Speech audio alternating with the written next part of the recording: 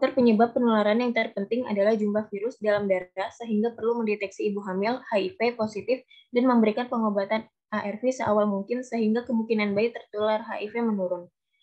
Pelaksanaan PPIA pada pelayanan kesehatan ibu dan anak dapat menurunkan angka kematian pada ibu HIV. Upaya PPIA dilaksanakan melalui kegiatan pencegahan dan penanganan HIV secara komprehensif dan berkesinambungan dalam 4 komponen, yaitu sebagai berikut. Yang pertama ada prong 1, pencegahan penularan HIV pada perempuan usia reproduksi. Kedua ada prong 2, pencegahan kehamilan yang tidak direncanakan pada perempuan dengan HIV. Yang ketiga ada prong 3, pencegahan penularan HIV dan sifilis dari ibu hamil kepada janin atau bayi yang dikandungannya. Yang terakhir ada prong 4, dukungan psikologis, sosial, dan perawatan kepada ibu dengan HIV beserta anak dan keluarganya. Next. Lalu selanjutnya ada regulasi. Permenkes nomor 2001 tahun 2013 penanggulangan HIV atau AIDS. Pasal 2 ruang lingkup pengaturan dalam peraturan menteri ini meliputi penanggulangan HIV dan AIDS secara komprehensif dan berkesinambungan yang terdiri atas promosi kesehatan, pencegahan, diagnosis, pengobatan, dan rehabilitasi terhadap individu, keluarga, dan masyarakat. Kemudian di bab 4 tentang kegiatan penanggulangan bagian keempat pasal 16, pencegahan penularan HIV dari ibu ke anaknya dilaksanakan melalui 4 kegiatan yang meliputi 1. Pencegahan penularan HIV pada perempuan usia reproduktif. Kedua, pencegahan kehamilan yang tidak direncanakan pada perempuan dengan HIV. Ketiga, pencegahan penularan HIV dari ibu hamil dengan HIV ke bayi yang dikandungannya. Dan terakhir, pemberian dukungan psikologis, sosial, dan perawatan kepada ibu dengan HIV beserta anak dan keluarganya.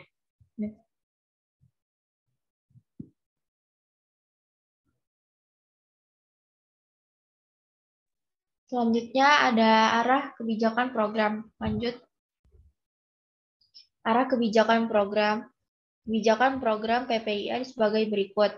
1. PPIA merupakan bagian dari program nasional pengendalian HIV, AIDS, dan IMS, dan upaya kesehatan ibu dan anak. 2. Pelaksanaan kegiatan PPIA diintegrasikan kepada layanan KIA atau keluarga berencana atau KB dan konseling remaja di setiap jenjang pelayanan kesehatan dengan ekspansi secara bertahap dan melibatkan peran non-pemerintah, LSM, dan komunitas. 3. Setiap perempuan yang datang ke layanan KIA atau KIA sampai KB dan remaja yang mendapat layanan kesehatan diberi informasi tentang PPIA. 4. Di daerah epidemi HIV meluas dan terkonsentrasi, tenaga kesehatan di fasilitas pelayanan kesehatan wajib melakukan tes HIV dan sifilis kepada semua ibu hamil sebagai bagian dari pemeriksaan laboratorium rutin pada waktu pemeriksaan antenatal sampai menjelang persalinan. Lanjut.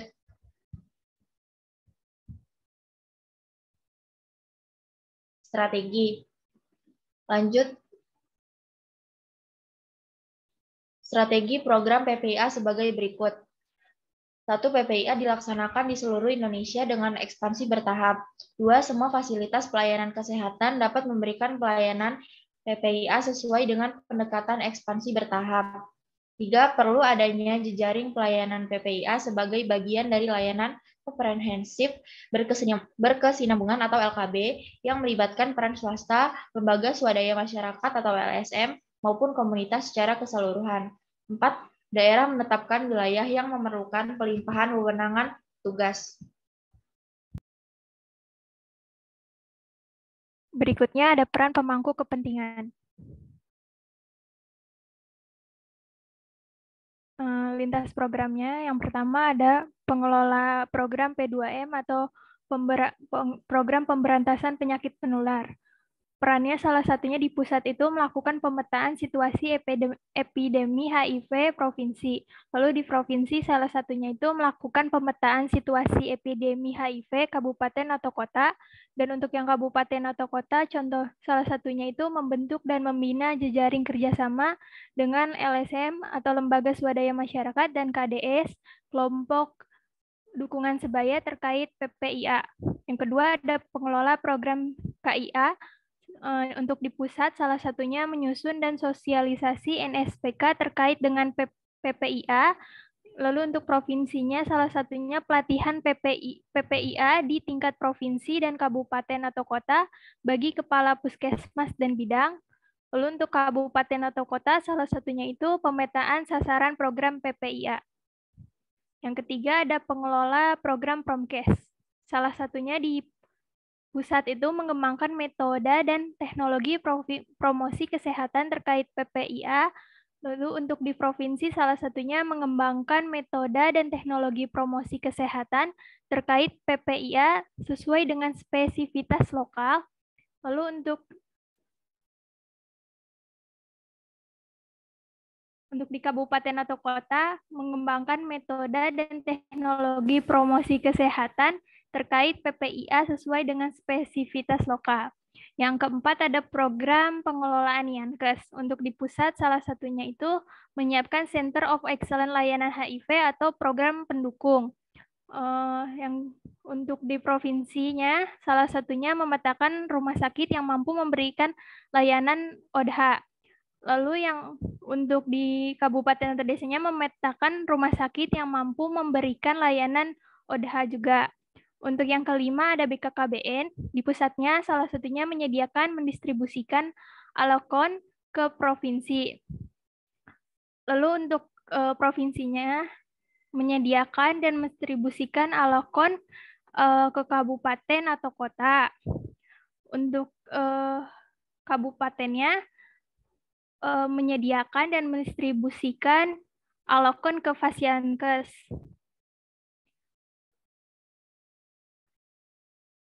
Yang keenam, pengelola sumber daya kesehatan. Salah satu contohnya di pusat itu melakukan sertifikasi pelatihan PPIA. Untuk di pusat, yang tadi pusat, yang lalu yang provinsinya melakukan sertifikasi pelatihan PIA, dan yang di kabupatennya melakukan pelatihan PPIA. Selanjutnya ada isu pelaksanaan kebijakan program. Isu pelaksanaan kebijakan program penanggulangan pemerintah dalam mencegah HIV atau AIDS. Saat ini, program yang telah diimplementasikan untuk mencegah penularan HIV dari ibu ke anak adalah Program Pencegahan Penularan HIV dari Ibu ke Anak atau PPIA atau Prevention of Mother to Child HIV Transmission atau PMTCT. Namun upaya pencegahan penularan HIV dari ibu ke bayi di Indonesia masih kurang. Hal ini dapat dilihat pada penelitian yang dilakukan oleh Nuzliati 2016 yang mengatakan bahwa terdapat 55% atau 22 orang ibu di wilayah Puskesmas Siko Ternate yang cukup melakukan upaya pencegahan penularan HIV dari ibu ke bayi. Sedangkan di Sulawesi Selatan, yaitu Kota Makassar, pada penelitian Ashma Uriana 2014 dapat diperoleh hasil bahwa sebanyak 10,2% ibu di wilayah Puskesmas Jumpadang, baru Kota Makassar, yang cukup melakukan upaya pencegahan penularan HIV ibu ke bayi, dan yang kurang yaitu 97,2%. Jadi berdasarkan penelitian di atas dapat disimpulkan bahwa upaya yang dilakukan dalam pencegahan penularan HIV dari ibu ke bayi masih kurang.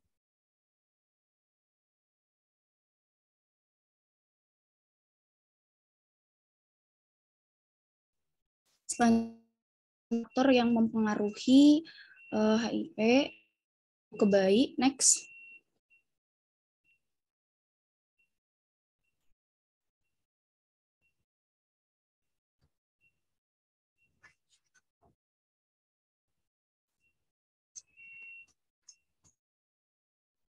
Nah, faktor-faktornya itu ada 3 faktor. Faktor ibu, atau anak, faktor obstetrik. Nah, faktor bayi itu faktor ibu itu terdiri dari jumlah virus. Maksudnya itu dalam darah ibu saat menjelang atau saat persalinan dan jumlah virus dalam air susu ibu ketika ibu menyusui bayi sangat penularan HIV dari ibu ke anak. Risiko HIV menjadi sangat HIV rendah. Terus kurang dari 1.000 per mili, dan sebaliknya jika kadar HIP di atas 100.000 kopi per mili. Terus ada sel CD4, jadi ibu dengan jumlah sel CD4 rendah lebih terus jumlah sel CD4-nya itu terus status gizi selama hamil. Nah, berat badan kekurangan vitamin mineral itu ibu untuk menderita penyakit infeksi yang dapat meningkatkan jumlah virus dan risiko penularan HIP ke bayi. Selanjutnya ada penyakit infeksi selama hamil. Nah, penyakit infeksi itu seperti penyakit sifilis ya, infeksi menular seksual, terus infeksi saluran reproduksinya seperti malaria.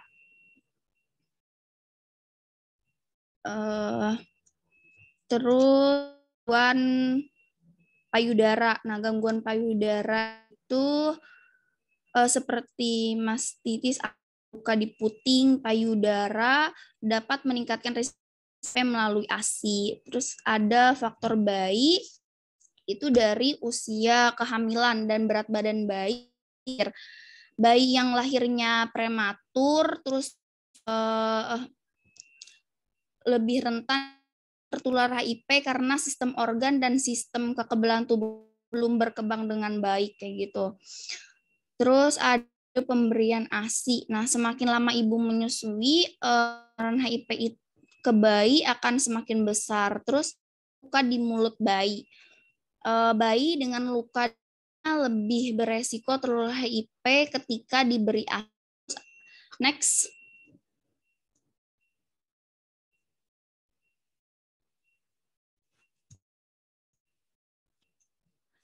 Ada faktor obstetrik. Nah, darah dan lendir ibu di jalan lahir. Faktor obstetrik itu dapat meningkatkan risiko penularan HIP dari ibu ke anak selama persalinan. Nah, jadi ada jenis yang pertama itu jenis persalinan. Risiko penularan persalinan itu lebih besar daripada persalinan melalui bedah sesar. Jadi perpagina itu lebih resikonya itu lebih besar kayak gitu daripada bedah sesar kayak gitu. Terus lama persalinan, semakin lama proses persalinan berlangsung, resiko penularan HIP dari ibu ke anak semakin tinggi. Terus ketuban pecah lebih dari 4 jam sebelum persalinan meningkat resiko penularan hingga 2 kali lipat dibandingkan jika ketuban pecah kurang dari 4 jam. Terus tindakan episitonomi, nah ekstraksi vakum dan forceps meningkat risiko penularan HIP karena berpotensi melalui ibu atau bayi. Next. Sekarang upaya dukungan terhadap program. Next. Upaya pencegahan yang efektif itu termasuk penggunaan kondom 100% pada setiap hubungan seks beresiko semata-mata hanya untuk memutuskan rantai penularan HIP. Terus upaya pengendalian HIP dan AIDS merupakan upaya-upaya terpadu dari peningkatan perilaku hidup sehat, pencegahan penyakit, pengobatan, dan perawatan berdasarkan data dan fakta ilmiah serta dukungan terhadap ODHA. Terus upaya pengendalian HIP dan AIDS diselenggarakan oleh masyarakat, pemerintah, dan LSM berdasarkan prinsip kementerian masyarakat dan LSM menjadi pelaku utama, sedangkan pemerintah itu berkewajiban mengarahkan, membimbing, dan menciptakan suasana yang mendukung terselenggara upaya pengendalian HIP dan AIDS. Selanjutnya ada upaya pengendalian HIP dan AIDS itu diutamakan pada kelompok masyarakat berperilaku risiko tinggi, tetapi harus pula memperhatikan kelompok masyarakat dan rentan termasuk yang berkaitan dengan pekerjaannya dan kelompok marginal terhadap penularan HIP dan AIDS. Next. Oke, terima kasih. Mungkin itu presentasi dari kelompok 5. Mohon maaf jika ada kekurangannya. Selanjutnya saya akan membuka pertanyaan untuk teman-teman yang ingin bertanya, dipersilahkan untuk raise hand terlebih dahulu ya teman-teman.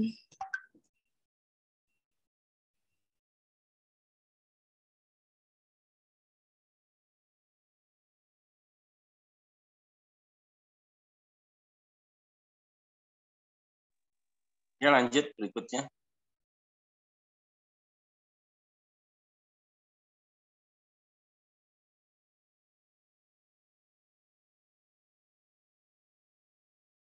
Mungkin untuk yang mempunyai pertanyaan di akhir presentasi kelompok RK nanti jadi disatuin yang ingin bertanya. Selanjutnya saya serahkan kepada moderator RKI.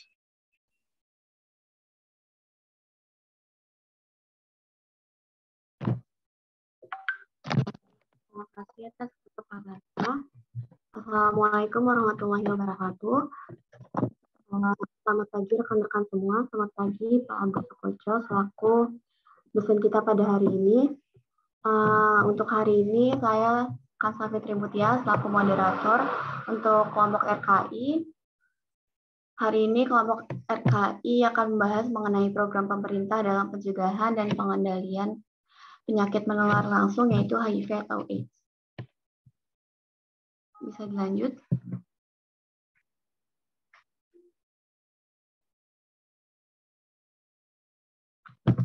Untuk anggota kelompoknya ini sendiri, yang pertama ada Maula Karimah Prihastuti, yang kedua ada Mediana Afriliani, yang ketiga ada Muhammad Zaki Akbar, dan yang keempat ada Moya Barida Salim.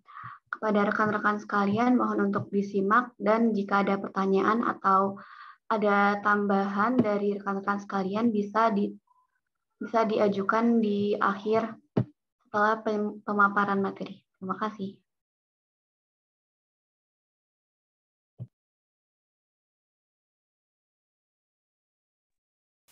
Ya, izin masuk. Untuk yang pertama itu ada definisi program.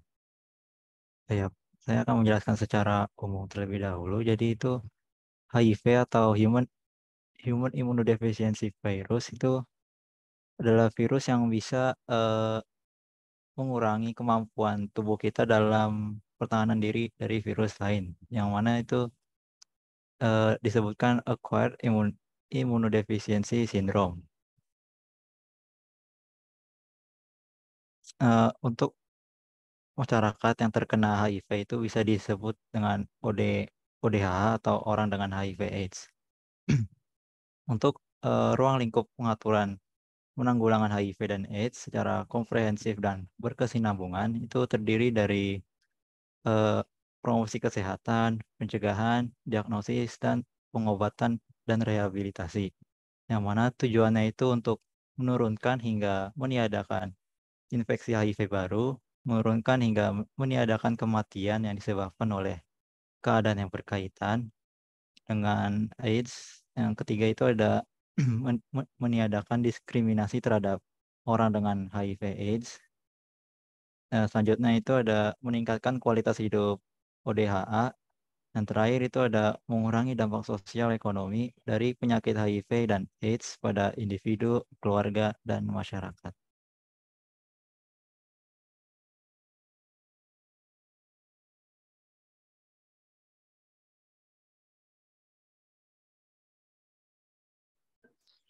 Ya, selanjutnya ada regulasi program. Next.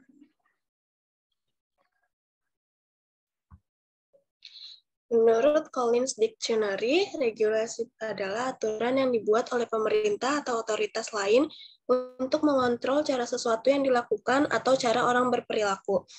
Regulasi yang mengatur pencegahan dan pengendalian penyakit menular langsung seperti HIV atau AIDS adalah sebagai berikut.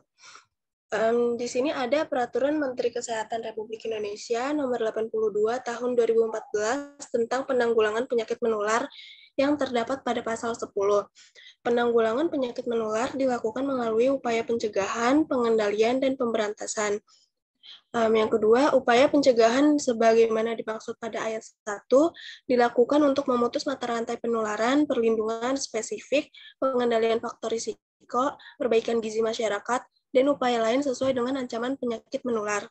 Dan yang ketiga, upaya pengendalian sebagaimana dimaksud pada ayat 1 dilakukan untuk mengurangi atau menghilangkan faktor risiko penyakit dan atau gangguan kesehatan. Next. Ya, selanjutnya itu ada arah dan kebijakan program.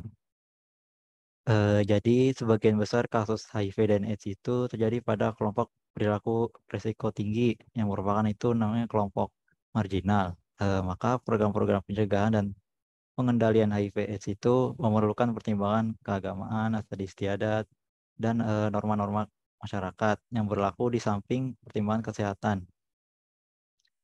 Maka itu dalam penanggulangannya harus menerapkan prinsip yang tertulis pada Permenkes Republik Indonesia nomor 21 tahun 2013 tentang penanggulangan HIV dan AIDS pasal 4.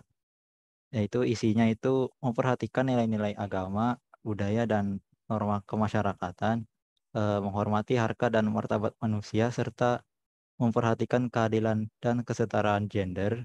Selanjutnya itu ada kegiatan diarahkan untuk mempertahankan dan memperkokoh ketahanan dan kesejahteraan keluarga. Selanjutnya kegiatan terintegrasi dengan program pembangunan di tingkat nasional, provinsi, dan kabupaten atau kota.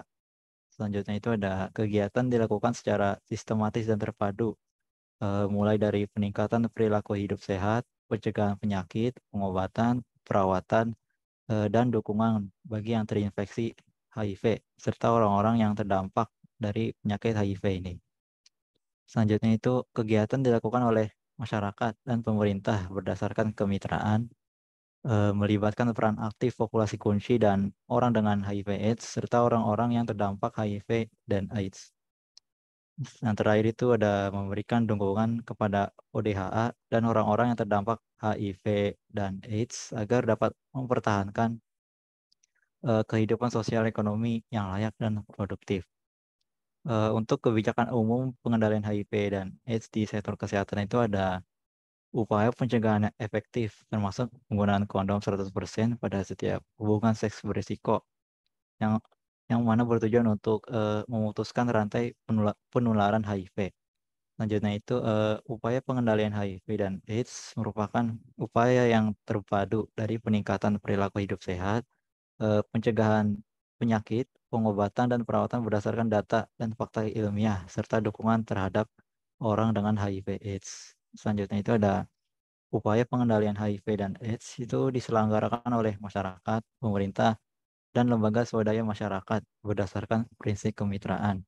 Masyarakat dan LSM menjadi pelaku utama, sedangkan pemerintah itu berkewajiban mengarahkan, membimbing, dan menciptakan suasana yang mendukung untuk terselenggaranya upaya pengendalian HIV/AIDS. Untuk upaya pengendalian HIV/AIDS ini diutamakan untuk pada kelompok masyarakat berperilaku yang berkaitan dengan pekerjaannya dan kelompok marginal terhadap penularan HIV dan AIDS. Selanjutnya ini ada kebijakan operasional dalam pengendalian HIV/AIDS di sektor kesehatan. Pertama itu pemerintah pusat bertugas untuk melakukan regulasi dan standarisasi secara nasional kegiatan program AIDS dan pelayanan bagi orang dengan HIV/AIDS. Selanjutnya itu ada penyelenggaraan dan pelaksanaan program ini dilakukan sesuai asas desentralisasi dengan kabupaten atau kota sebagai titik berat manajemen program. Untuk pengembangan layanan bagi orang dengan HIV/AIDS ini dilakukan untuk melalui pengkajian menyeluruh dari berbagai aspek yang meliputi situasi epidemi daerah, beban masalah dan kemampuan, komitmen strategi dan perencanaan, kesinambungan fasilitas sumber daya manusia, dan pembiayaan. Selanjutnya ada setiap pemeriksaan untuk mendiagnosa HIV dan AIDS harus didahului dengan penjelasan yang benar dan mendapat persetujuan dari yang bersangkutan atau informed consent. Terus konseling yang memadai harus diberikan sebelum dan sesudah pemeriksaan, dan hasil pemeriksaannya itu diberitahukan kepada yang bersangkutan, tetapi wajib dirahasiakan ke pihak yang lain. Terakhir itu setiap pemberi pelayanan berkewajiban memberikan layanan tanpa diskriminasi terhadap orang dengan HIV/AIDS.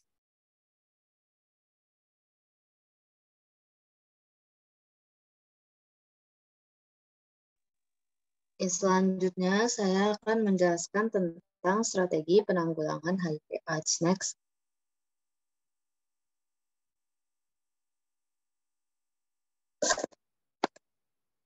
Oke. Yang pertama, jadi peraturan itu dimuat di pasal 5 Peraturan Menteri Kesehatan nomor 21 tahun 2017 tentang penanggulangan HIV dan AIDS. Nah, isinya adalah yang pertama yaitu meningkatkan pemberdayaan masyarakat dalam penanggulangan HIV dan AIDS melalui kerjasama nasional, regional, dan global dalam aspek legal, organisasi, pembiayaan, fasilitas pelayanan kesehatan, dan sumber daya manusia. Lalu yang kedua yaitu memprioritaskan komitmen nasional dan internasional. Yang ketiga, meningkatkan advokasi, sosialisasi, dan mengembangkan kapasitas. Selanjutnya, meningkatkan upaya penanggulangan yang merata, terjangkau, bermutu, dan berkeadilan, serta berbasis bukti dengan mengutamakan pada upaya preventif dan promotif. Lalu meningkatkan jangkauan pelayanan pada kelompok masyarakat berisiko tinggi hingga di daerah tertinggal, terpencil, perbatasan, dan kepulauan. Selanjutnya, meningkatkan pembiayaan penanggulangan HIV dan AIDS. Lalu, meningkatkan pengembangan dan pemberdayaan SDM yang merata dan bermutu dalam penanggulangan HIV dan AIDS. Lalu meningkatkan ketersediaan dan keterjangkauan pengobatan, pemeriksaan penunjang HIV/AIDS, serta menjamin keamanan, kemanfaatan, dan mutu sediaan obat dan bahan atau alat yang diperlukan. Yang terakhir, meningkatkan manajemen yang akuntabel, transparan, berdaya guna, dan berhasil guna. Next.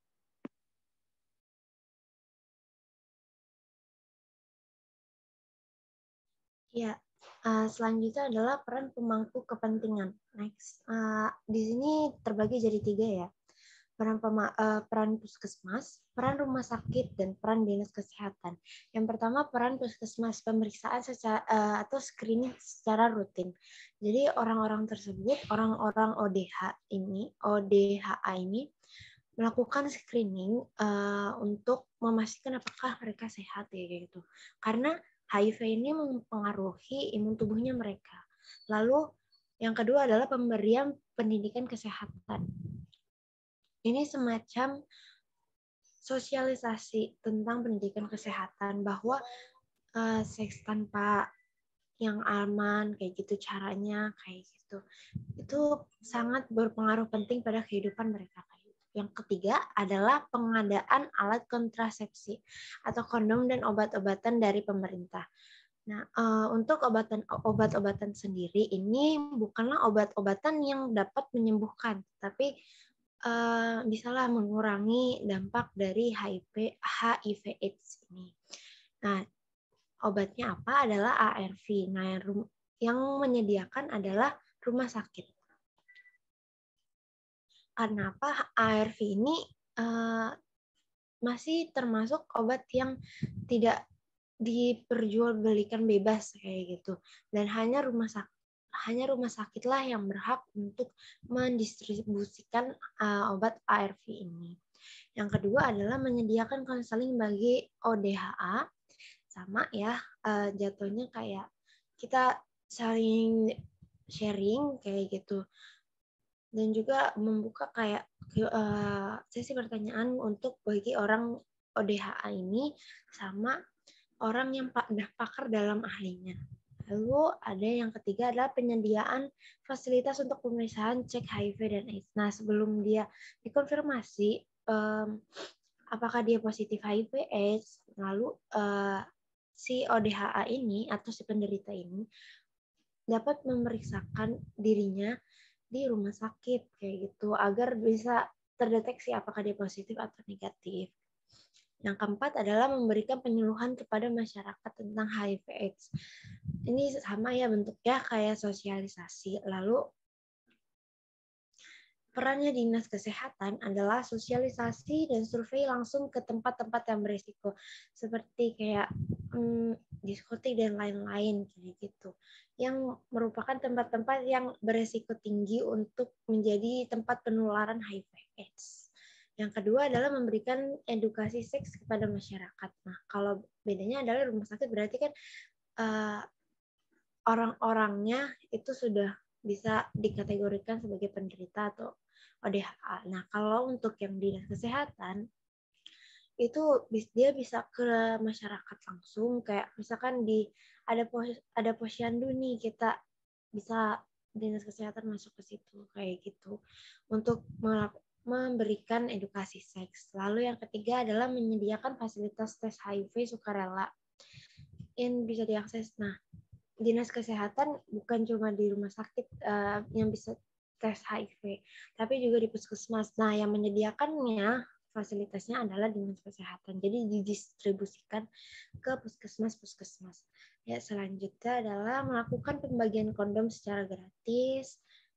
Lalu yang kelima adalah melakukan pendistribusian obat ARV ke rumah sakit. Nah, seperti yang tadi kita sudah tahu ya, obat ARV ini yang bisa dibagikan adalah di rumah sakit aja kayak gitu. Yang terakhir adalah menyediakan fasilitas rehabilitasi bagi pengidap HIV/AIDS. Nah, di salah satu daerah yang saya baca, fasilitas rehabilitasi ini contohnya sebagai ruang isolasi. Ya, boleh next. Nah, selanjutnya ada peran perawat. Next. Nah, yang pertama adalah konselor. Konselor ini sebagai dia yang memberikan konseling kayak gitu. Tujuannya adalah mempelajari keadaan diri klien dan melakukan pemecahan masalah terhadap keterbatasan yang diberikan lingkungan terhadap ODHA. Yang kedua ada edukator. Nah, edukator ini bersifat kayak promotor kesehatan yang mengajarkan ilmu-ilmu kesehatan, terutama kalau di sini kan terkait HIV/AIDS ya, berarti edukasi seks kepada masyarakat, keluarga, dan individu-individu di lingkungan tersebut. Yang ketiga adalah melakukan pendampingan dalam mempertahankan hubungan yang sering melakukan pendampingan dan pertahankan hubungan yang sering dengan pasien sehingga pasien tidak merasa sendiri dan ditelantarkan. Menunjukkan rasa menghargai dan menerima untuk meningkatkan rasa percaya diri klien. Biasanya ODHA ini itu merasa minder di lingkungan. Kenapa? Karena dia biasanya juga masyarakat sih yang menjauhi dirinya kayak gitu. Padahal HIV/AIDS ini ditularkan dalam cara-cara tertentu saja kayak gitu. Jadi ODHA atau penderita ini merasa kayak mereka dikucilkan kayak gitu. Lalu yang keempat adalah melakukan tindakan kolaborasi dengan melakukan rujukan untuk VCT atau Voluntarily Counseling and Testing. Pada konseling dan dibahas juga mengenai resiko penularan HIV, cara tes, interpretasi tes, perjalanan penyakit HIV, dan dukungan yang dapat diperoleh pasien. Ya, boleh next. Ya, selanjutnya adalah isu pelaksanaan program. Next. Nah, di salah satu universitas pendidikan Indonesia sebelumnya sudah melakukan yang namanya pencegahan penularan penyakit HIV/AIDS. Nah, ini dalam beritanya adalah mahasiswa peserta KKN dari UPI ini melakukan program sosialisasi terhadap pencegahan penyakit HIV/AIDS pada remaja di lingkungan RW 8 Kelurahan Geger Kalong, Kota Bandung. Ya, dalam sosialisasi ini remaja-remaja tersebut sangat-sangat berpartisipasi aktif pada saat sosialisasi tersebut, seperti bisa tanya jawab, tektokan secara langsung kayak gitu. gitu. Ya, boleh next. Lalu sekarang saya akan menjelaskan tentang faktor yang memengaruhi penanggulangan HIV/AIDS. Lanjut. Yang pertama itu ada stigma masyarakat.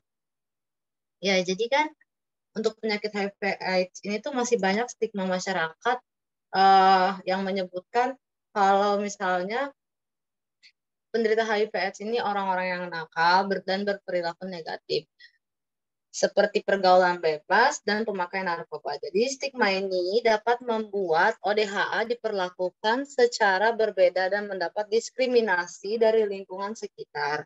Nah, diskriminasi inilah yang membuat ODHA tidak mau mengakui dan takut untuk berobat ke petugas medis.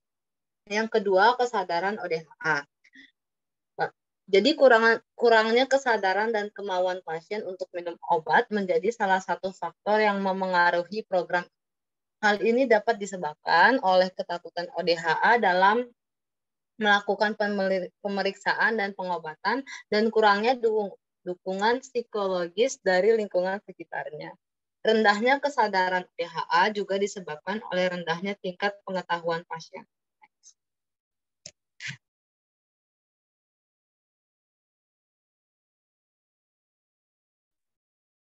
Oke, selanjutnya ada upaya dan dukungan program. Next. Upaya pencegahan, pengendalian, dan pemberantasan dalam program pemerintah terhadap penanggulangan penyakit menular dilakukan melalui kegiatan berikut. Yang pertama ada melakukan promosi kesehatan kepada masyarakat sekitar. Yang kedua, surveillance kesehatan. Yang ketiga, pengendalian faktor risiko atau menjauhi faktor yang memicu risiko. Dan yang terakhir ada pemberian kekebalan tubuh atau imunisasi dan pemberian obat pencegahan secara massal. Next. Oke, sekian presentasi dari kelompok 5 kelas RKI. Selanjutnya saya kembalikan kepada moderator. Terima kasih. Ya, baik. Terima kasih kepada kelompok yang telah memaparkan materinya. Bagi rekan-rekan sekalian yang ingin bertanya ataupun ingin menambahkan, bisa menggunakan fitur raise hand lalu on mikrofon. Terima kasih.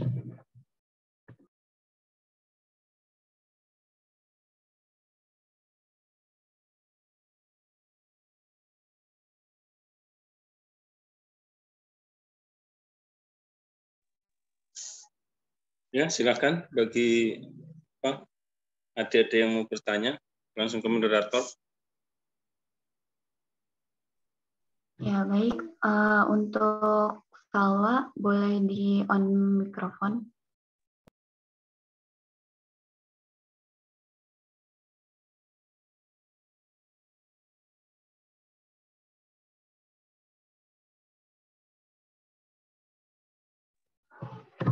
Ya, sekali lagi untuk Salwa, boleh dinyalakan mikrofonnya.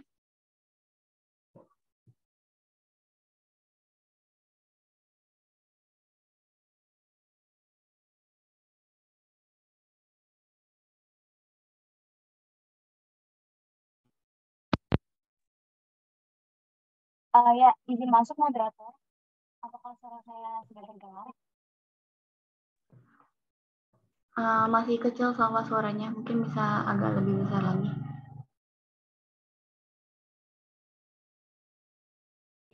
Ya, masuk moderator. Apakah suara saya sudah jelas terdengar? Ya, sudah lumayan, Salwa. Ya, saya Salwa izin bertanya untuk kelompok.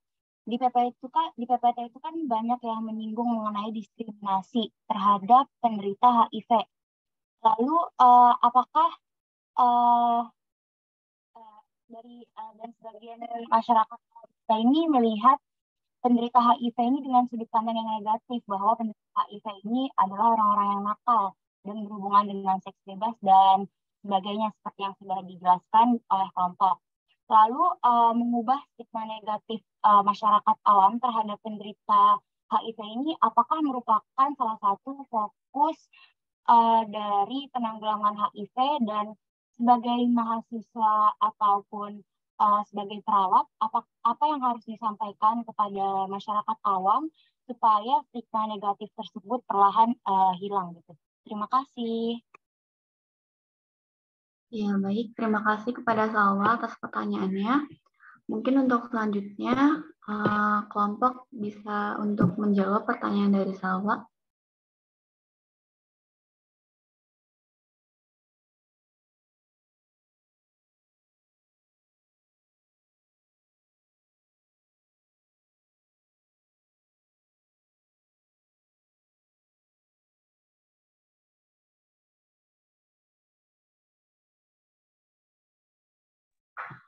Ya, baik. Mungkin, ada Mediana Friliani. Silakan untuk menyalakan mikrofonnya. Baik, izin masuk ya moderator. Makasih atas kesempatannya. Aku mau jawab pertanyaan dari Salwa. Jadi jawabannya itu adalah iya, salah satu fokus dalam program penanggulangan guna mencegah dan mengurangi penularan penyakit HIV itu adalah untuk mengedukasi masyarakat supaya masyarakat itu dapat mengubah stigma negatif tentang penderita HIV/AIDS ini. Nah, lalu peran perawat pada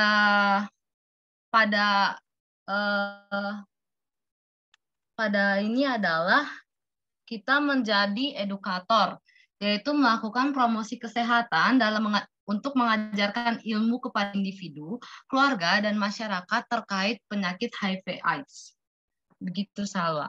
Apakah jawabannya cukup?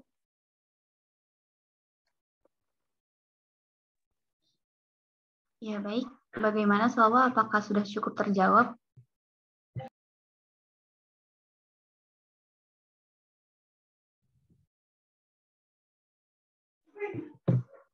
Ya, baik. Terima kasih untuk Mediana dan Salwa.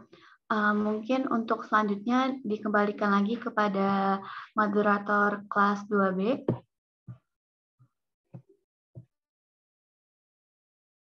Oke, baik. Terima kasih. Selanjutnya kepada yang ingin bertanya kepada kelas 2B dipersilahkan.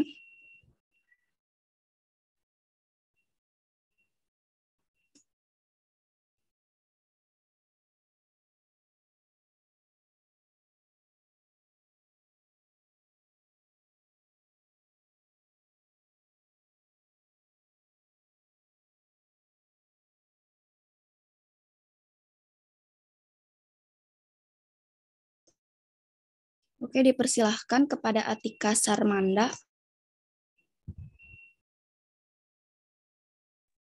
Baik, terima kasih moderator. Apa suara saya terdengar? Terdengar. Ya, baik. Saya Atika Sarmanda Aulia dari kelas B ingin bertanya kepada kelompok. Tadi kan di PPT dijelaskan ya salah satu upaya pengendalian HIV diselenggarakan oleh masyarakat, pemerintah, dan LSM berdasarkan prinsip kemitraan. Bisa tolong dijelaskan nggak ya prinsip kemitraan dalam hal ini itu bagaimana? Terima kasih. Baik, Atika, pertanyaannya ditambah selanjutnya kepada Sabrina Novialda Baik, sebelumnya terima kasih kepada moderator. Saya Sabrina Novialda, perwakilan dari kelompok 8. Izin bertanya kepada kelompok, di PPT kan tadi pada isu pelaksanaan program dikatakan bahwa upaya pencegahan HIV dari ibu ke bayi di Indonesia masih kurang. Menurut kelompok, apa sih yang menyebabkan hal itu dapat terjadi? Seperti itu. Terima kasih. Oke, baik. Terima kasih Sabrina atas pertanyaannya. Jadi untuk kelompok 5 ada 2 pertanyaan ya. Yang pertama itu dari Atika Sarmanda. Dijelaskan katanya prinsip kemitraan itu bagaimana. Kemudian pertanyaan dari Sabrina Nova itu dikatakan bahwa pencegahan HIV dari ibu ke bayi di Indonesia masih kurang. Nah, itu apa yang menyebabkan itu terjadi? Pada kelompok 5 untuk menjawab pertanyaannya. Sebentar moderator izin masuk, tadi ada yang raise hand lagi. Oh iya, dipersilahkan. Amanda Maulika ya.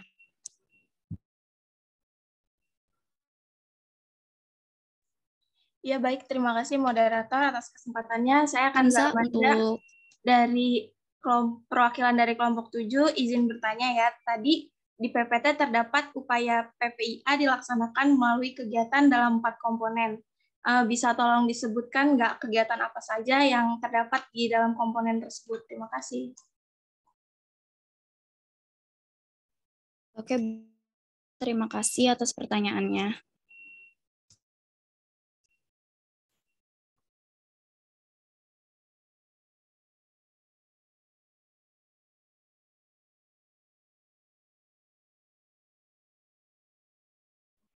Izin moderator. Ya, silakan. Saya Nida Dalila dari perwakilan kelompok 5 ingin menjawab pertanyaan dari Atika Sarmanda. Pertanyaannya itu, di PPT dijelaskan salah satu upaya pengendalian HIV diselenggarakan oleh masyarakat, pemerintah, dan LSM berdasarkan prinsip kemitraan. Pertanyaannya bisa tolong dijelaskan tidak prinsip kemitraan dalam hal ini bagaimana? Apakah seperti itu, Atika? Ya, seperti itu. Izin menjawab ya. Prinsip kemitraan itu kan suatu prinsip dalam kerjasama di antara dua pihak atau lebih dalam mengelola sesuatu demi mencapai keuntungan bersama. Seperti halnya pada program ini. Kemudian prinsip kemitraan itu kurang lebih ada 3, yaitu pertama ada kesetaraan atau keseimbangan. Artinya harus ada pendekatan dan hubungan yang saling menghormati satu sama lain. Menghargai dan percaya dengan mengedepankan kesetaraan yang meliputi adanya penghargaan, kewajiban, dan ikatan emosional saling membutuhkan dan melengkapi antara masyarakat, pemerintah, dan LSM tersebut.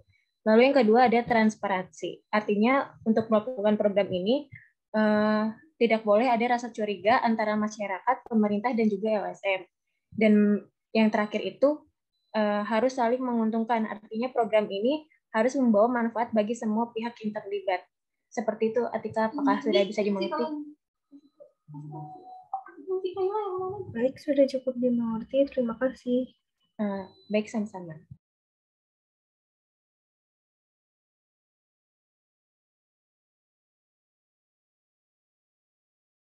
Baik, izin masuk, moderator.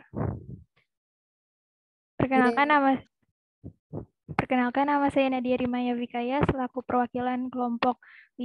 Di sini saya akan menjawab pertanyaan dari Sabrina. Pertanyaannya, di PPT pada isu pelaksanaan program dikatakan bahwa upaya pencegahan HIV dari ibu ke bayi di Indonesia ini masih kurang. Menurut kelompok, apa sih yang menyebabkan hal itu terjadi? Benar, apakah seperti itu pertanyaannya Sabrina? Jawab benar. Baik. Jadi menurut kami, menurut kelompok, masih banyak ibu hamil ini yang enggan melakukan tes HIV. Hal ini dikarenakan mereka takut hasilnya positif. Ketakutan akan hasil yang didapat ini nantinya akan membuat dianggap pandangan buruk dari berbagai pihak terhadap ibunya tersebut, khususnya pandangan dari sang suami. Padahal penularan HIV ini juga bisa berasal dari suaminya. Nah, keengganan para petugas di beberapa wilayah juga untuk menawarkan menjelaskan tes HIV atau AIDS kepada ibu-ibu yang sedang mengandung menjadi salah satu penyebab ibu-ibu ini tidak tahu dan tidak mau untuk melakukan tes. Oleh karena itu, kita sebagai perawat, ini petugas kesehatan harus bisa memberikan edukasi dan informasi yang benar mengenai HIV, baik dari cara penularan, pencegahan, dan pengobatannya. Edukasi ini baik diberikan kepada si ibu untuk mengubah persepsi negatifnya terhadap pemeriksaan HIV, lalu pada suaminya agar ia dapat mendukung penuh pelaksanaan program ini, dan kader PKK sebagai penggerak masyarakat. Apakah sudah terjawab pertanyaannya, Sabrina?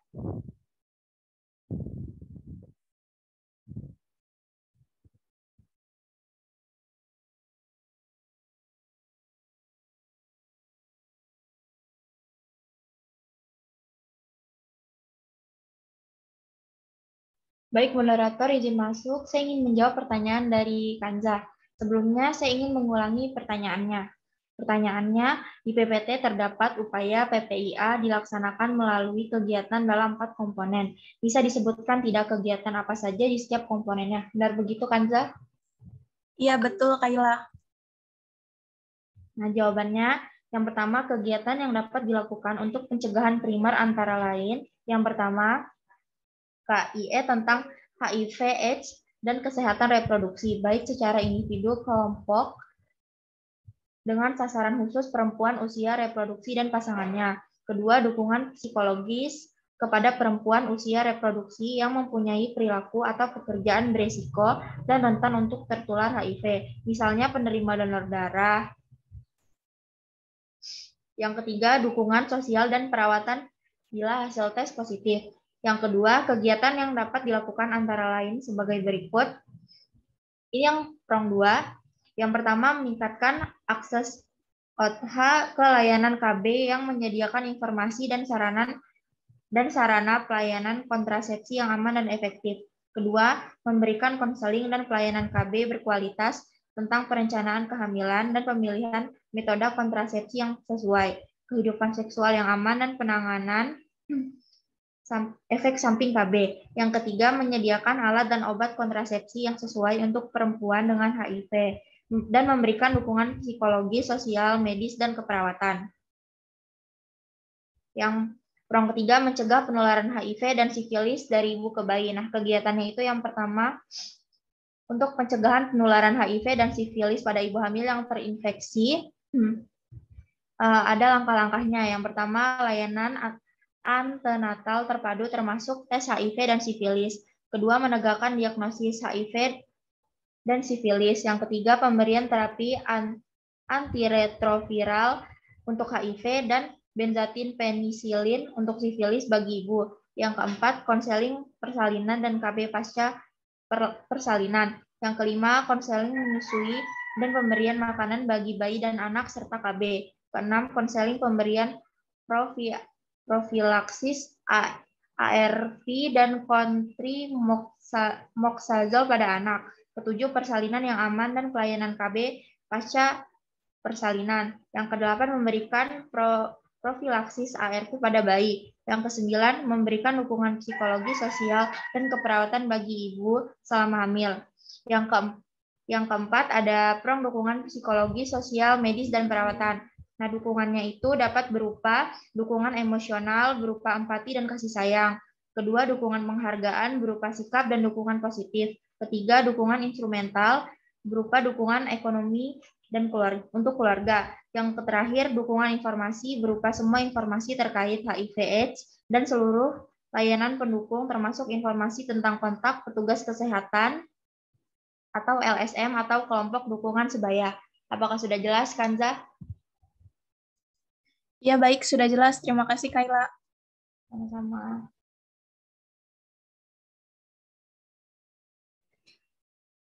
Baik, terima kasih kepada kelompok dan teman-teman yang sudah bertanya dan kelompok pun sudah menjawab pertanyaannya. Selanjutnya, karena di room chat ada pertanyaan untuk kelas RKI kepada kelas RKI, saya kembalikan lagi ya. Terima kasih.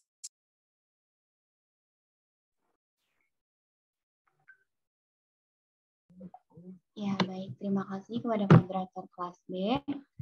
Izin untuk membacakan pertanyaan dari kelas anak RKI, yaitu Risti Diana. Kepada kelompok, izin bertanya, saya Risti Diana dari kelas RKI. Di slide terakhir ada pembahasan tentang surveillance kesehatan. Itu apa dan berikan contohnya. Terima kasih. Kepada kelompok, mungkin jika sudah ada jawabannya, boleh untuk langsung dijawab terlebih dahulu.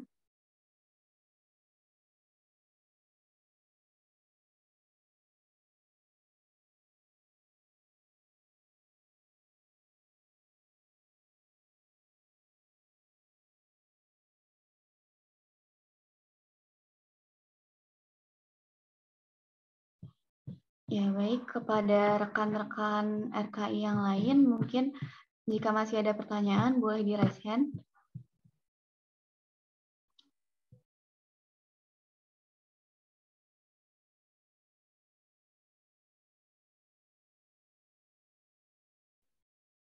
Ya, baik. Silakan Hertinayu. Ya, baik. Terima kasih moderator. Apa suara saya terdengar? Terdengar jelas.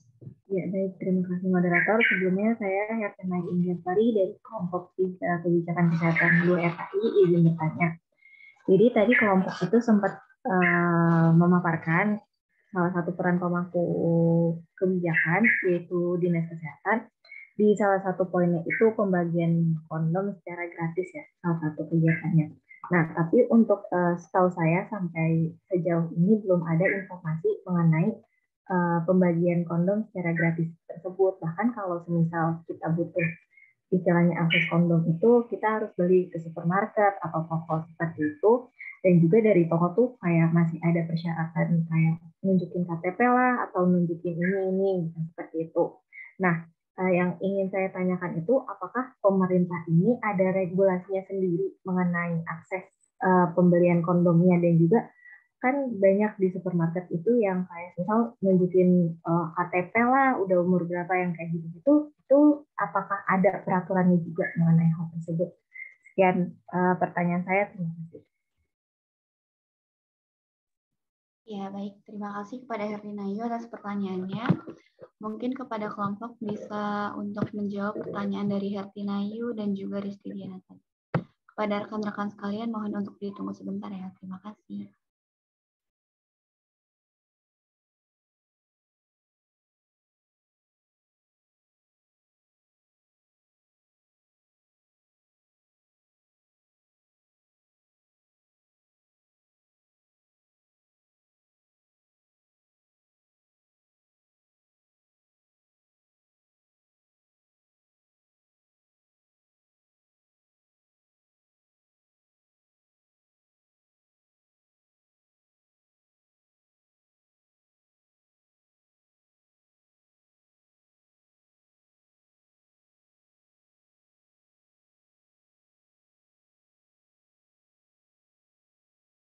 Ayo, lanjut.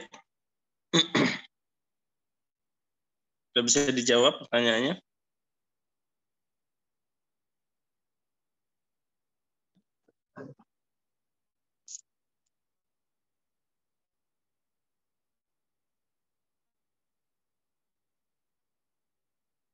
Ya, izin moderator.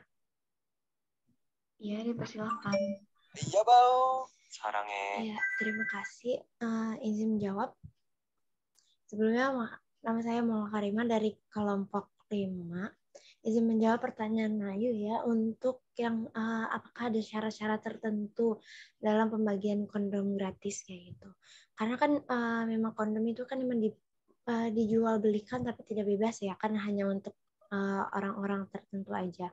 Nah, pembagian kondom gratis ini dari sebentar.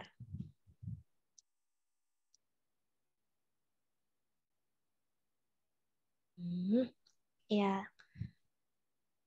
dari Kemal N. Siregar, dari Sekretaris Komisi Penanggulangan AIDS Nasional, ini meskipun dalam Pekan Kondom Nasional pada tahun 2013 lalu ya, ini adalah contoh-contoh dari kondom pembagian kondom gratis, yaitu pada tahun 2013 lalu. Kayak gitu. Tetapi aturan-aturan tersebut itu tidak asal dibagikan aja kayak gitu. Ada aturan-aturannya. Yang pertama adalah diberikan kepada orang-orang yang berisiko seperti penderita IMS dan HIV/AIDS. Yang kedua, melihat lagi umurnya, apakah umurnya ini sudah dewasa atau belum. Karena yang mendapat itu adalah orang-orang yang sudah dewasa. Lalu yang ketiga adalah sudah terbukti sebagai orang yang kegiatan seksualnya aktif, ditandai sebagai surat bertanda tangan dari si penderita kayak gitu. Jadi si penderita ini tanda tangan dulu, kayak ada sebuah form kayak gitu, sebagai bukti bahwa dia kegiatan seksualnya aktif kayak gitu. Yang keempat adalah harus ada surat izinnya kalau kegiatan bagi-bagi kondom ini diselenggarakan di kampus kayak gitu. Jadi enggak asal diberikan ke orang yang memang tidak butuh dari kondom gratis ini. Karena kondom ini dipakai untuk mencegah penularan IMS dan HIV/AIDS. Kayak gitu. Sekian jawaban dari saya. Mungkin bagaimana Hartinayu boleh boleh ditanggapi Mod kalau ada yang ingin ditanggapi. Sekian, saya kembalikan kepada moderator. Ya, baik. Terima kasih kepada Maula. Bagaimana untuk Hartinayu? Apakah sudah cukup terjawab? Izin moderator sudah cukup terjawab. Terima kasih kelompok. Ya, baik. Terima kasih kepada kelompok. Ya, baik. Moya Barida Salim, silakan untuk menyalakan mikrofonnya. Ya, terima kasih moderator. Saya Moya, izin menjawab pertanyaan dari Risti. Apakah benar pertanyaannya surveillance kesehatan itu apa dan berikan contohnya?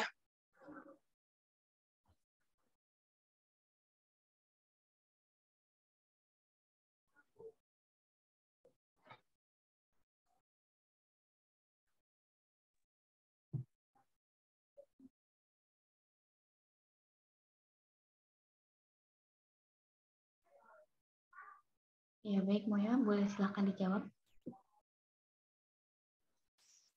Oke, saya akan menjawab. Menurut Jerman, pada tahun 2001, surveilansi kesehatan masyarakat atau public health surveillance adalah suatu kegiatan yang dilakukan secara terus-menerus berupaya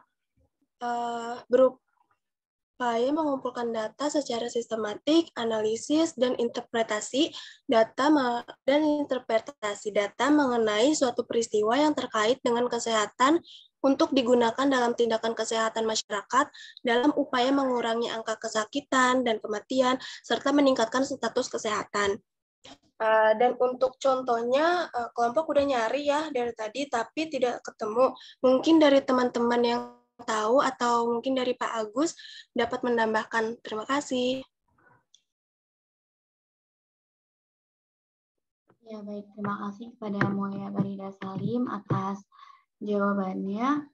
Mungkin karena sudah mencapai maksimal pertanyaan, sebelum ditutup, saya sebagai moderator izin untuk menyimpulkan dari apa yang sudah kelompok sampaikan mengenai HIV/AIDS ini. Jadi, pemerintah pusat bertugas melakukan regulasi dan standarisasi secara nasional kegiatan, program AIDS, dan layanan bagi ODHA, yaitu setiap pemeriksaan untuk mendiagnosa HIV dan AIDS harus didahului dengan penjelasan yang benar dan mendapat persetujuan dari yang bersangkutan. Nah, dalam pelaksanaan program ini ada beberapa faktor yang mempengaruhi jalannya program ini, yaitu stigma masyarakat terhadap penderita HIV atau AIDS dan kesadaran ODHA itu sendiri. Terus faktor-faktor ini didukung karena kurangnya pengetahuan masyarakat tentang penyakit HIV/AIDS ini. Nah, untuk menurunkan faktor penghambat jalannya program dan menyukseskan program pemerintah ini terhadap penanggulangan penyakit menular, ada nih beberapa upayanya, yaitu antara lain ada promosi kesehatan, surveillance kesehatan, pengendalian faktor resiko atau menjauhi faktor yang memicu resiko, terus ada pemberian kekebalan atau yang biasa kita sebut sebagai imunisasi, sama pemberian obat pencegahan secara massal. Ya baik, mungkin dari saya itu saja. Mohon maaf sebentar.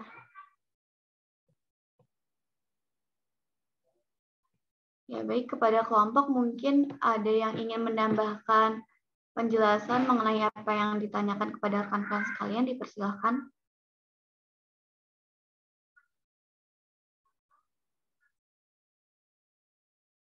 Kepada Moya Barida Salim, dipersilakan untuk menambahkan penjelasan.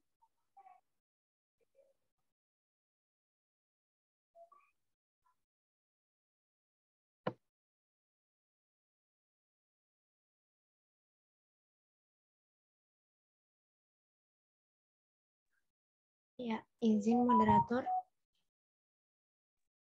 Ya. Mohon maaf sebelumnya di Mola ini tadi putus-putus, boleh diulang pertanyaannya, Mod? Ya baik, tadi kelompok menyampaikan ada yang mau menambahkan penjelasan dari apa yang ditanyakan Salma kepada Moya Barida Salim. Dipersilahkan. Oh, baik. Mungkin saya bisa menambahkan ya, Mot. Ya, dipersilakan. Ya, terima kasih. Pertanyaan Salwa sebelumnya adalah, ya, saya udah lupa lagi. Ya, pokoknya peran perawat yang berperan dalam memperbaiki stigma negatif di masyarakat adalah peran edukator. Nah, peran edukator, kenapa peran edukator ini bisa memperbaiki stigma masyarakat yang negatif ini terhadap ODHA kayak gitu. Yang pertama adalah perawat ini di saat edukator adalah memberikan pendidikan seksual yang benar, yang sehatnya kayak gimana, cara dia bisa terjangkit HIV-nya kayak gimana, lalu pencegahannya kayak apa, dan bagaimana cara mengatasinya kayak gitu. Jadi mulai dari situ pengetahuan terkait pengetahuan fisiologi dari HIV ini bisa diserap kepada masyarakat secara benar kayak gitu. Dan tidak asal kayak wah ini dia terlalu banyak seks atau dia gonta-ganti pasangan mulu kayak gitu. Even dia betul kayak gitu, tapi kan penularannya bukan hanya pada seks, juga ada jarum suntik dan lain-lain kayak gitu. Jadi stigma negatif ini bisa dipreventif jika masyarakat tahu kalau ilmu-ilmu dari kesehatan terkait HIV/AIDS ini tahu secara betul dan benar kayak gitu. Nah, yang kedua, kenapa bisa peran edukator adalah di saat mengedukasi, perawat juga harus memberikan pengetahuan apa saja yang kepada masyarakat, bagaimana cara bertindak dan berperilaku kepada para ODHA tersebut kayak gitu. Misal masyarakat tidak boleh mengecilkan, justru harus mendukung agar mereka bisa lebih sehat lagi menjalani dan bisa lebih semangat kayak gitu dalam menjalani rehabilitasi, pengobatan gitu, agar mereka bisa mencegah hal-hal yang paling terburuk ya kayak gitu. Karena hal-hal yang paling terburuk kalau penderita HIV dan AIDS ini mengalami keterpurukan kayak gitu, imun dalam tubuh mereka pun ikut juga terpuruk karena pengaruh psikologi dari lingkungan pun itu sangat berpengaruh kepada si penderita ODHA kayak penderita HIV/AIDS dan ODHA kayak gitu. Mungkin itu penjelasan dari Mola. Kalau ada yang bisa ditambahkan silakan. Terima kasih, saya kembalikan kepada moderator.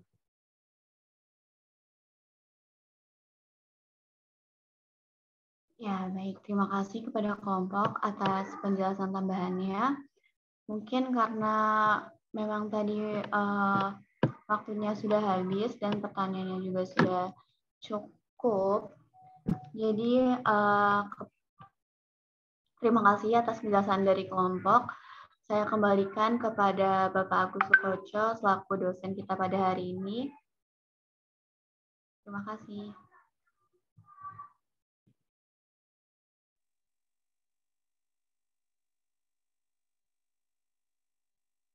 Baik, terima kasih. Diskusinya bagus ya, bagus, menurut saya bagus. Ini dari kemarin saya puas dengan adik-adik semua, bagaimana mengeksplor dari kebijakan. Tapi intinya begini bahwa kebijakan itu kan regulasi itu artinya mengatur ya, mengatur bagaimana pemerintah ini bisa mencegah terjadinya kasus baru ya, mencegah terjadinya kasus baru karena penularan terkait dengan virus HIV ya. Nah, jadi kalau kita bicara pengendalian pengendalian dan penanganan, bahwa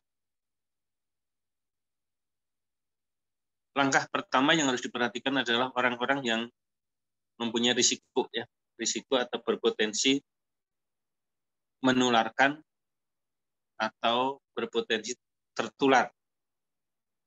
Itu yang pertama. Risiko tinggi yang terkait dengan HIV itu kan risiko-risiko orang-orang yang memang mempunyai perilaku kurang sehat ya, kurang sehat. Yang pertama kali. Nah, itu menjadi tugas prioritas dari program ini. Contohnya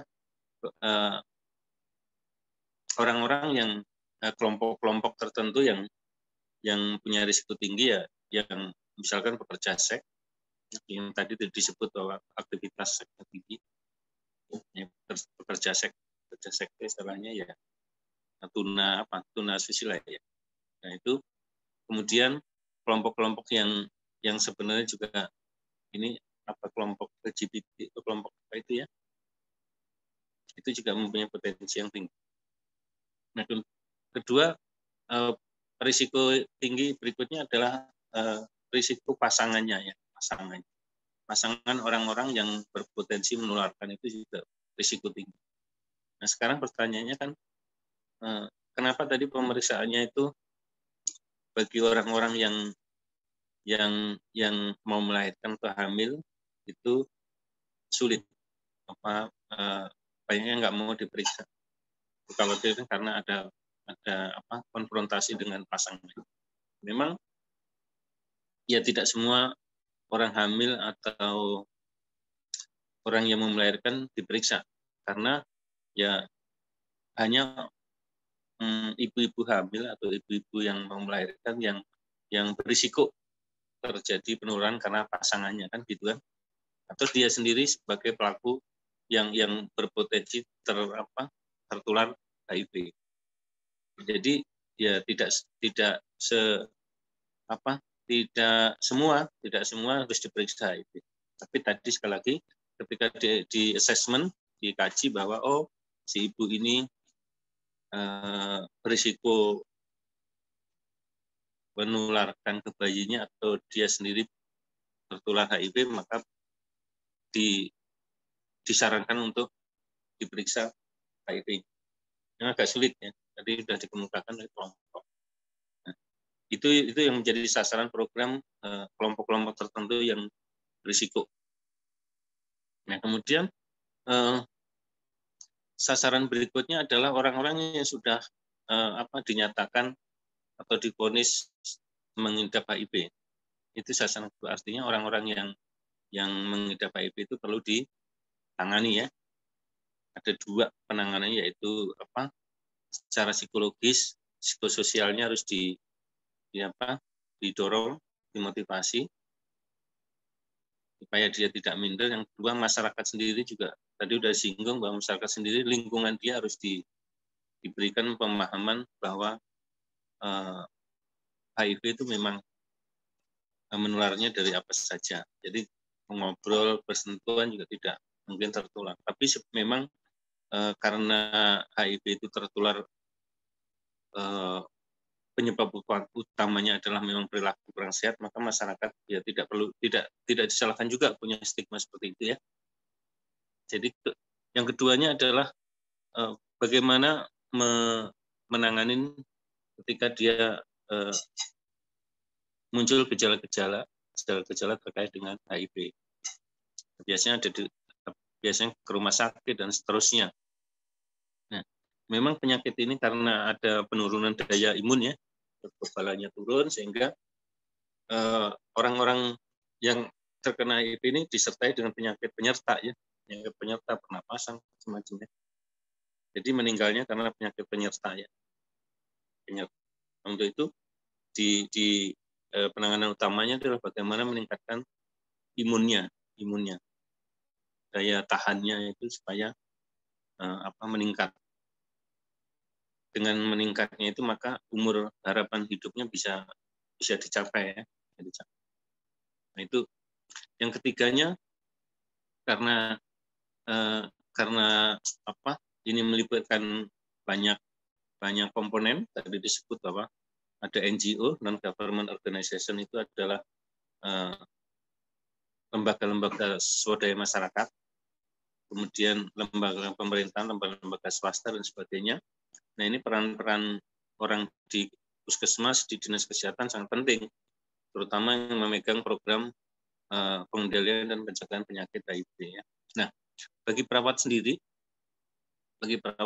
itu karena sudah dibekali pengetahuan tentang HIV, maka dia bisa berperan di mana saja ketika dia ditempatkan. Misalkan di puskesmas lebih banyak ke pencegahan dan promosi.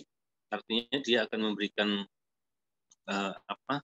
pendidikan kesehatan terhadap orang-orang tadi ya, orang-orang atau kelompok-kelompok yang punya risiko tinggi terkait dengan HIV.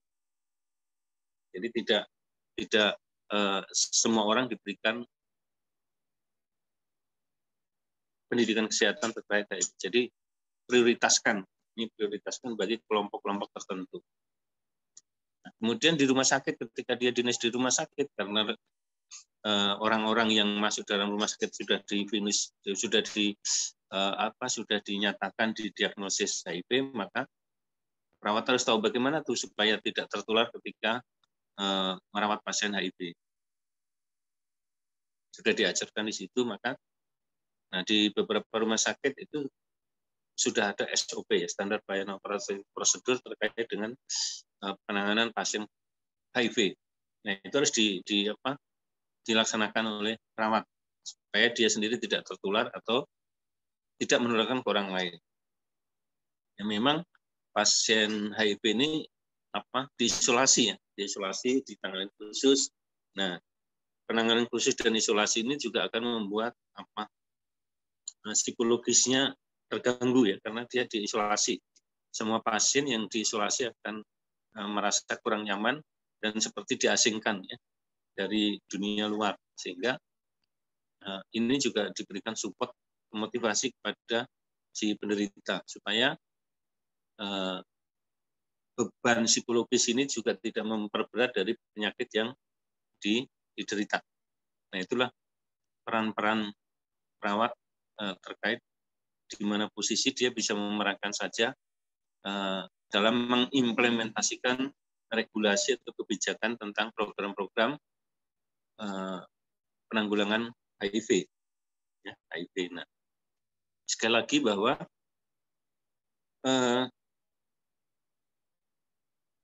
memang di negara kita masih banyak kelompok-kelompok berisiko tinggi yang memang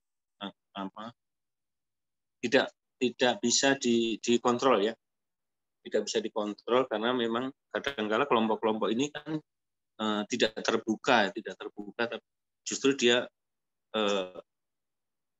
menutup diri, kelompok ini menutup diri supaya tidak diketahui orang banyak. Nah, ini agak kesulitannya kan ke sana ya. Kadang-kala dia membuat kelompok-kelompok yang orang lain tidak tahu bahwa ini kelompok-kelompok ini sebenarnya sangat berisiko tinggi terkait dengan penularan HIV. Nah, itu yang memang agak sulit kita melakukan pencegahan secara baik. Nah, satu lagi bahwa memang tadi dipertanyakan soal perilaku-perilaku yang kemungkinannya apa?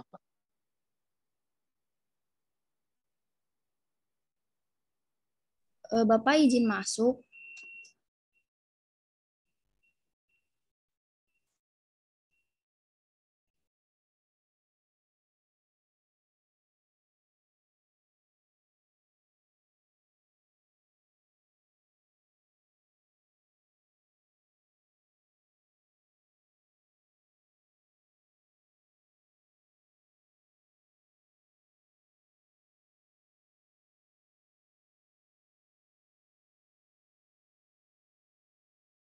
Ya, silakan masuk gimana?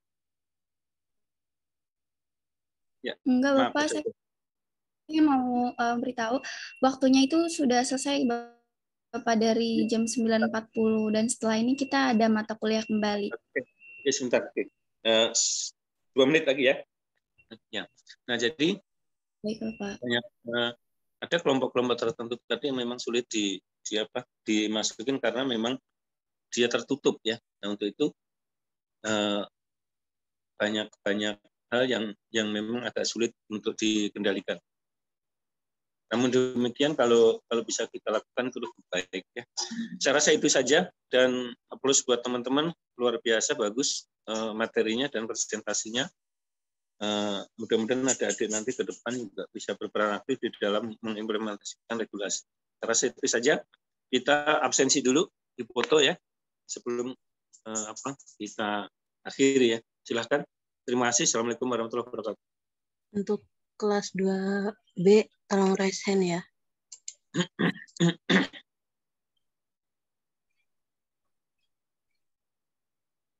Slide 1, 2, 3. Oke. Belum Bapak, tunggu bentar.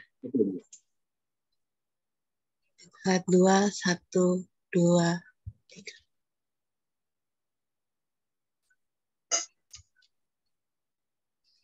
Selanjutnya RKI. Ya, untuk RKI silakan on cam dan raise hand ya.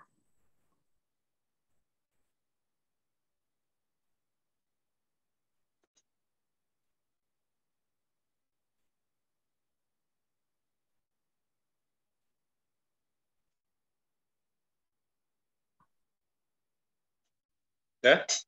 Sebentar, Bapak.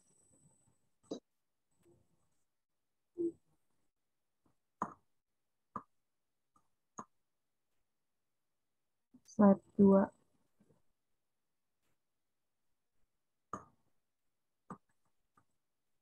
Sudah, Bapak. Baik, terima kasih. Nanti saya di-share link absensinya ya. Baik, Bapak.